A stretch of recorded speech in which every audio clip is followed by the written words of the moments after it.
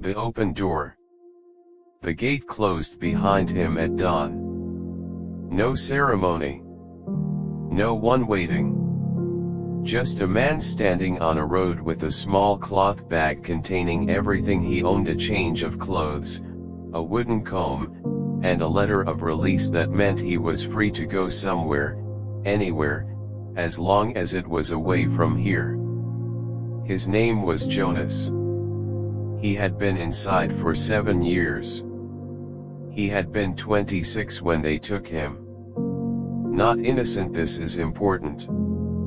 He was not going to be that story, the wrongly convicted man, the tragic mistake. He had done what they said he did. He had taken what wasn't his because he had a debt and a creditor who was not patient, and a moment of bad judgment that had lasted long enough to become a crime. 7 years. He had gone in at 26. He came out at 33. And the world had not waited. He went to his brother first. Daniel. 4 years older. A baker. A good man who had visited twice in the first year and then once and then not at all, and whose letters had grown shorter and further apart until they stopped, which Jonas had understood without needing it explained. He stood at the door of the bakery on the main street of the town he had grown up in. He could smell the bread from outside. He stood there for a long moment. Then he knocked. Daniel opened the door. He looked at Jonas. Jonas looked at him. "I have nowhere to go," Jonas said. He had practiced other things to say. Better things. More dignified things. But standing at his brother's door with his cloth bag and his letter of release, the practiced words had not come and the true ones had come instead. "I have nowhere to go." Daniel looked at him for a long time. Then he looked past him. At the street. At the people passing. "I have children now," Daniel said. "I know. And a wife." "I know. People know who you are here, Jonas." "I know." A silence. "I'm sorry," Daniel said. And he closed the door. Not violently. Not cruelly. Gently, even. The way you close a door when you are sorry about closing it but are going to close it anyway. Jonas stood on the step for a moment. Then he picked up his bag and walked away. He tried 3 more times that day. A man he had worked with before who came to the door and said he had no work and would not meet his eyes. A woman who had been kind to him once who opened the door a crack and said she was sorry through the crack and then the crack disappeared. A place he had heard sometimes took people in which was full, they said. Full and had been full for some time and would probably be full for some time more. By evening he had walked the whole town. He sat on the steps of the old well at the town center and looked at the letter of release in his hands. Free to go. Somewhere. He folded it carefully and put it back in the bag. He was very tired. Not the tiredness of walking, though he had walked all day. The other tiredness. The kind that lives below physical tiredness, in a place that sleep does not reach. He had known it would be like this. He had told himself, inside, that he knew. But knowing and experiencing are not the same thing, and the door his brother had closed was still closing in him, gently, over and over, and he could not make it stop. He did not notice the man sitting beside him until he spoke. Long day. Jonas looked up. An ordinary man. Middle-aged. Traveling clothes, worn but clean. A small pack at his feet. The kind of face that is difficult to describe afterward, not remarkable in any individual feature, but with something in the overall arrangement that made you want to keep looking. "Yes," Jonas said. "You have the look of someone who has been told no a great many times today." Jonas looked at him. "That obvious a little." Silence. The evening was cooling. The town's lights were coming on one by one in the windows around the square. "Where are you trying to get to?" the man asked. "I don't know," Jonas said. "Anywhere." A pause. "I came here because it was the only place I knew." That was probably a mistake. Why? Jonas looked at the cloth bag. At the letter inside it. "I was away for 7 years, he said. "And now I'm back." "And it turns out," he stopped. Started again. "It turns out that when you're away for 7 years for the reasons I was away, people don't," he searched for the word. "People don't leave a space for you." The man said nothing. "I don't blame them," Jonas said. And meant it, mostly. "I made choices. There are consequences. I understand that." "Understanding it doesn't make it easier," the man said. "No," Jonas said. "It doesn't." They sat in silence for a while. The well was old. The stones worn smooth by generations of hands reaching for the same place. "I know a woman," the man said eventually. "On the East Road. She takes people in. She doesn't ask many questions." A pause. "She asks some. But not the ones you're afraid of." Jonas looked at him. "Why would she take me in?" "Because that's what she does." "She doesn't know me." "No. She doesn't know what I did." The man looked at him steadily. "She knows what everyone who comes to her door has done," he said. "Or rather, she knows that everyone who comes to her door has done something. That's usually enough for her." Jonas was quiet. "Why are you telling me this?" he said. The man considered the question. "Because you're sitting here," he said. "And the night is getting cold. And I've found that when someone is sitting somewhere cold with nowhere to go, the least a person can do is know of somewhere warm. Simple. Not grand. Just simple." Her name was Margaret. The house was on the East Road, as the man had said. Stone walls. A garden that was productive rather than decorative. A door painted a faded blue that had probably been brighter once and was better for being less bright now. She opened it before he knocked. She had been watching from the window, she said. She always watched the road in the evenings. "The man at the well sent me," Jonas said. She nodded as if this was a normal way to arrive. "Come in," she said. "Are you hungry?" He was. He hadn't realized how hungry until she asked. "Yes," he said. "Good," she said. "I made too much."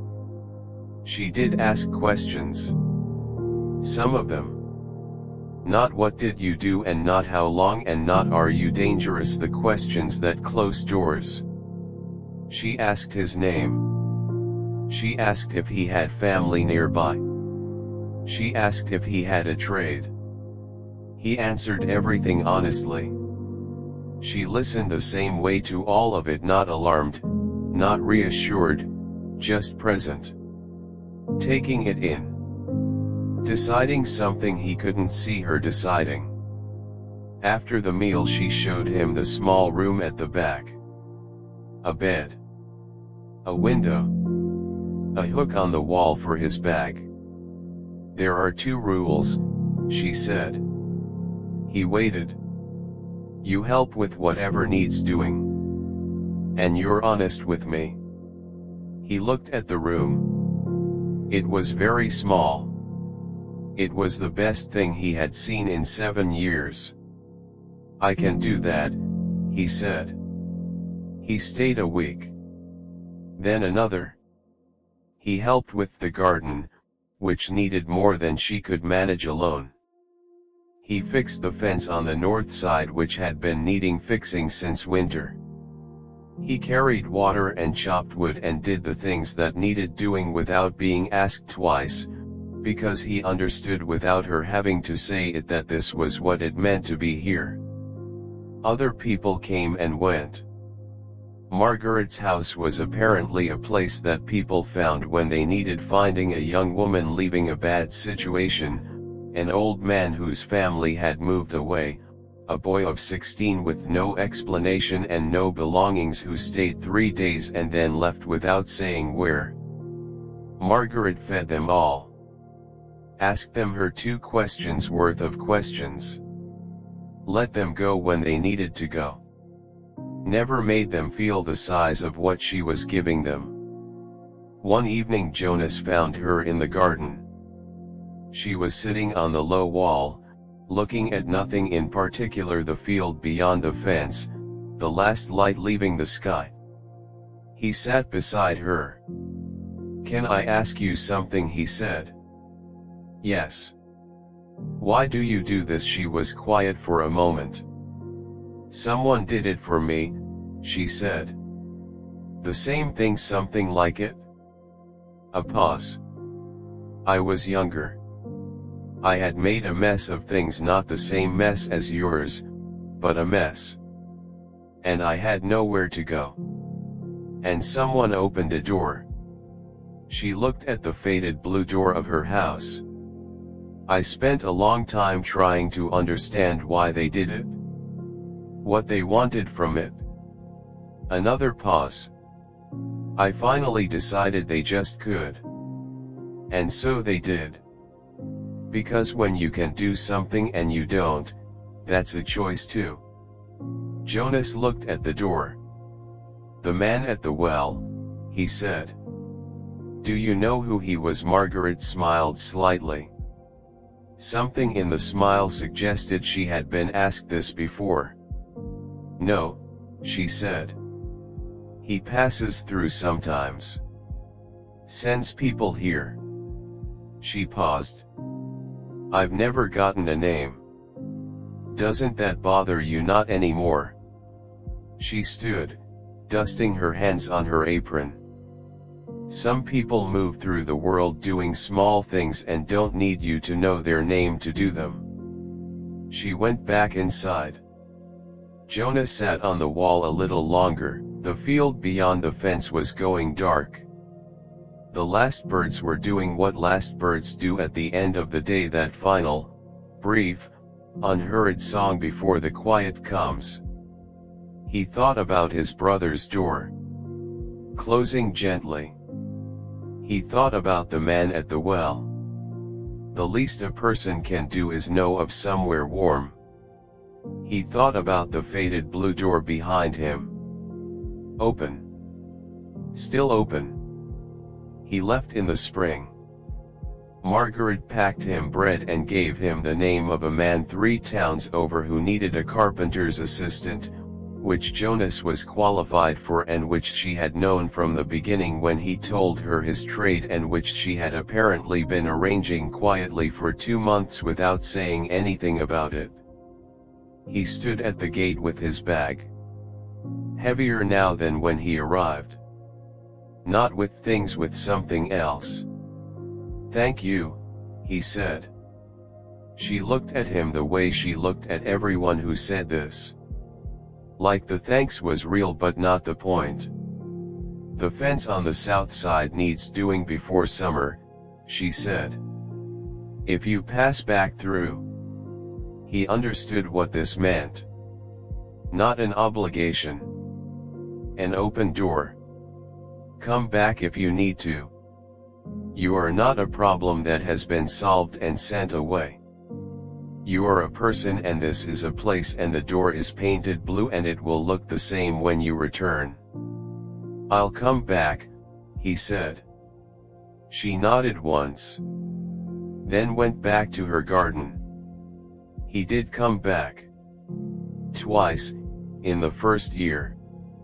Then once a year after that. Not because he needed a bed, he had his own, eventually, a small room above the carpentry on the main street of the next town, where the man had indeed needed an assistant and Jonas had indeed been qualified. He came back because Margaret's house was the place where the world had turned. Where a door had opened instead of closed. Where a small man at a well had known of somewhere warm. He always brought bread. He always helped with the fence. And sometimes, in the evenings, he sat on the low wall and watched the field go dark and thought about the distance between a closed door and an open one. Not a great distance. Inches. A choice. That was all. Just a choice. 20 years later, Jonas opened his own door. To a young man with a cloth bag and a letter, and the particular tiredness of someone who had been told no a great many times that day. He did not ask what the young man had done. He asked his name. He said he had made too much. He showed him the small room. 2 rules, he said. The young man waited. You help with whatever needs doing. And you're honest with me. The young man looked at the room. At the bed and the window and the hook on the wall. I can do that, he said. Jonas nodded. Went to heat the food. And the door behind them stayed open. The way it had been left for him. The way he intended to leave it for whoever came next.